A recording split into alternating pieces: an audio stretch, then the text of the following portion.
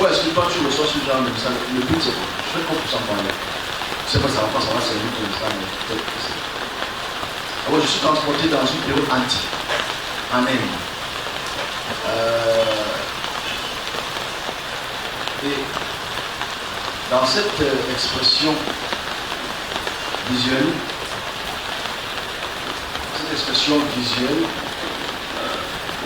je me suis dit une chose. C'est-à-dire, il va falloir que je m'utilise une mot vision.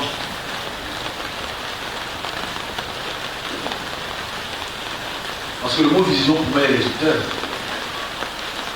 Parce que c'est vrai que comme on est calé sur la Bible, c'est-à-dire la Bible est par exemple, j'ai une vision. Pour moi, la vision est unidimensionnelle. Okay? Moi, une vision est unidimensionnelle. C'est-à-dire que c'est seulement l'aspect de voir. Ce n'est pas l'aspect de toucher et d'entendre. Okay? Bon, oui, il y a tant de possibilités dans la caractéristique visuelle. Moi, je trouve que le mot qu'on devrait utiliser pour ceux qui sont dans cet aspect visuel, c'est le mot synesthésie. La synesthésie pour les médecins, c'est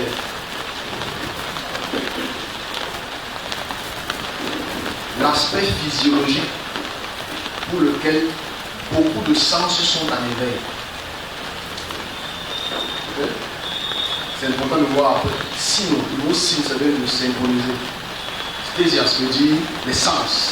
Ça veut dire en fait, quand on dit vision, pour moi c'est réducteur.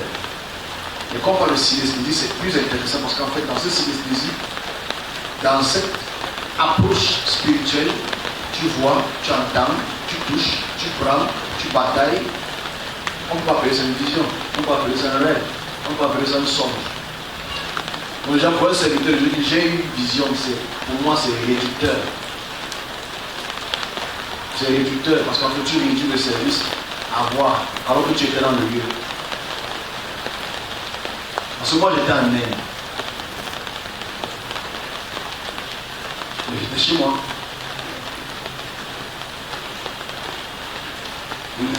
C'est vous comprenez. Donc on dit, ah, c'est le voyage, c'est pas le voyage astral. Je ne suis pas passé par un astre. Parce que celui qui crée pour les anges ont la capacité de créer le temps des religions. C'est-à-dire le transport en commun sans prendre l'avion. Comment on appelle ça? C'est une vision. Je dis qu'en fait, le judéo-christianisme nous a réduit à des pantins. C'est-à-dire à ne pas exprimer. Moi, je suis content parce que je suis émancipé de cette famosité cérébrale. C'est-à-dire, quand tu as été vision, pas de vision. J'ai décidé de appeler ça vision en fait. Puis il appelle ça synesthésie. C'est-à-dire que quand je voyage dans le temps, je parle avec les gens, on tape les commentaires, c'est comment ça va bien, au lieu de je veux tuer ton ami là, tu tapes d'abord, pas grave. Et je reviens. Oh, c'est pas une vision ça. Parce que si on commence à être, on parle de vision, on va être comme des chamans, on va être comme des mani, kani, mukwani, tout ce qui vient avec nous. Pourtant, ce n'est pas le cas. Je dis ça, je donne ça par expérience, parce qu'en fait, les serviteurs de Dieu qui veulent s'exprimer un peu comme moi, ou que je m'exprime un peu comme eux, réciproquement, oh, c'est la sorcellerie, mon frère, il faut qu'on puisse dire ce qu'on est, et être libre, de voler comme un papillon. C'est mon petit coup de gueule, je pensais encore un coup de gueule tout à l'heure. C'est en fait, à son bout, tout l'épisode. C'est ma croix. J'étais en Inde. Okay? Lundi, j'étais en Inde. Mais j'étais en Inde, quand nous n'étions même pas encore nés, où l'esprit était né. On appelle ça comment? En fait, c'est ça le vrai problème. C'est qu'en fait, moi je suis content. Hein. Moi, depuis 2020, 2021, je m'exprime à l'aise comme un poisson in the water. Je suis à l'aise. Je suis à l'aise dans mon expression. Et après, ma sorcière, c'est mon problème. Ma sorcellerie, quand même, je n'en ai pas. C'est la lavanda. Okay? Non, mais c'est pas libre de s'exprimer. Et tout ça, on veut toujours être politiquement correct. Là, si tu sais que tu es quelque chose, sois ta chose. Ne laisse pas une autre personne te dire ce que tu vas faire. Ou te dire ce que tu vas être. Je dis clair, j'étais en Inde, comment faire. Là-bas, c'était une petite parenthèse, que le grand pas mettre dans la vidéo. Moi, j'étais amené dans lundi.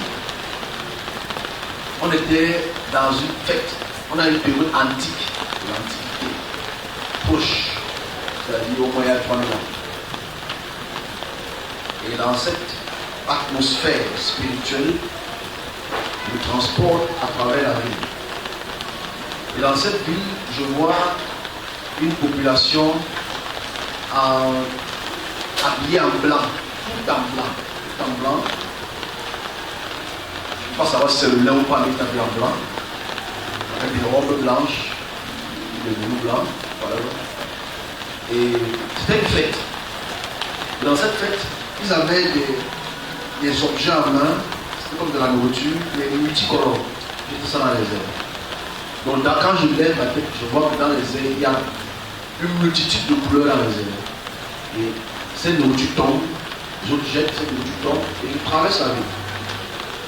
Les gens étaient en liesse, très contents, très frustrés. Et je remarque, j'entends le langage qui est un langage douce. Et on me rapproche vers un groupe de personnes qui sont dans cette fête.